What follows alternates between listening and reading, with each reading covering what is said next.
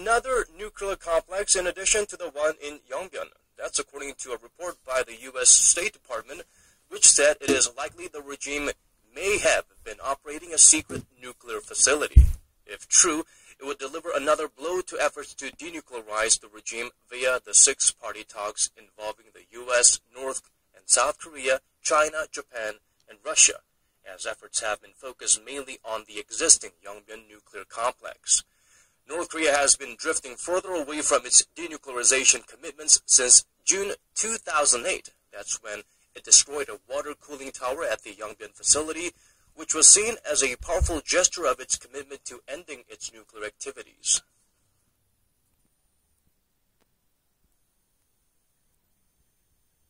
And for the top international headlines, we connect now to Paul Yi at the News Center.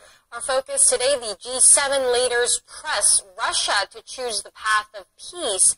Turkey votes to open a new political era, and the Tony Awards honors the best on Broadway. Paul, let's begin with the G7. There's been a flurry of diplomatic activity in Germany as world leaders hold rare talks during this annual summit. Tell us more other than the beer and sausage. Well, the group of 7 industrial nations first agreed to maintain economic sanctions on Moscow until a peace plan for Ukraine is fully implemented. But the focus for Day 2 of the summit has shifted to tackling a range of global issues, from terrorism to climate change, as well as poverty and disease. Our Hong Sung-yi has the details. Sharing a toast over Bavarian beer and sausages, German Chancellor Angela Merkel and U.S. President Barack Obama held private talks on Sunday. With the two countries facing the task of countering Russian aggression, Merkel stressed their strong alliance. The United States and Germany share the same values and are closely cooperating for mutual benefits. The White House said the two leaders agreed that the duration of the sanctions on Moscow should be clearly linked to Russia's full implementation of the Minsk agreements, referring to the ceasefire deal reached in February during talks in Minsk, Belarus. President Obama said discussions on Russia will continue. Forging new trade partnerships across the Atlantic, standing up to Russian aggression in Ukraine, combating threats from violent extremism to climate change. Ahead of the two-day summit, leaders from Canada and Japan visited Ukraine to pledge their support. The European Union also vowed to join efforts to counter Russian aggression.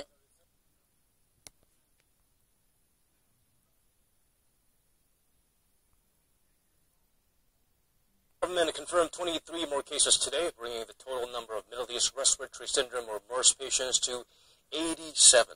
And one more patient died today, raising the death toll to 6. For more, we connected to Myung-gil at the News Center. Myung-gil, what do we know about this latest MERS victim? Yes, Chia, health authorities confirmed today that the victim was a male patient in his 80s who died while being treated at a hospital in Daejeon. Originally, he had been showing symptoms of pneumonia but tested positive for MERS 2 days ago and was moved to an isolation ward within the hospital. He was said to be transported to a government-designated hospital in the afternoon, but unfortunately died in the morning. Korea's health ministry said 17 of the newly confirmed MERS cases came from the same hospital and contracted the virus from the 14th patient at the Samsung Medical Center in Seoul.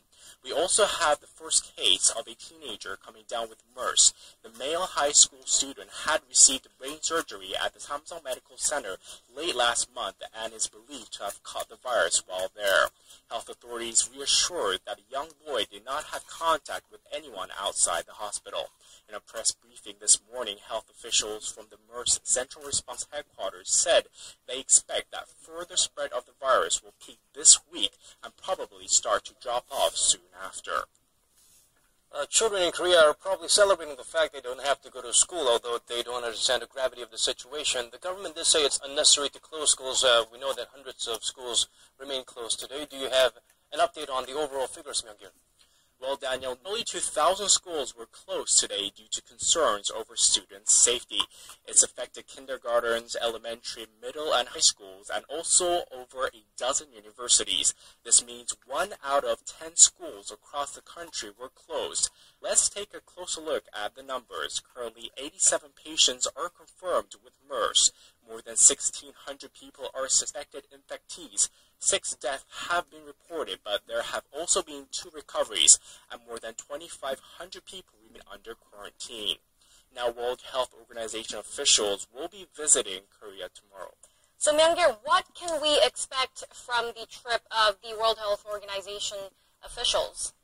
What we know is that a joint Korea WHO response team will assess the current MERS situation and come up with additional measures to contain the virus. During the 4-day investigation period, the team will be checking quarantine facilities and focus on tracking down the path of the virus by visiting hospitals that are treating MERS patients. They will also investigate if the virus has changed in any way, as well as conditions in Korea, which may have contributed to its fast spread. They're expected to release their results at a press conference on Saturday. The organization is not directly involved in developing vaccines for the virus, but it is initiating talks with research groups that are working to find a cure for the disease. Jie?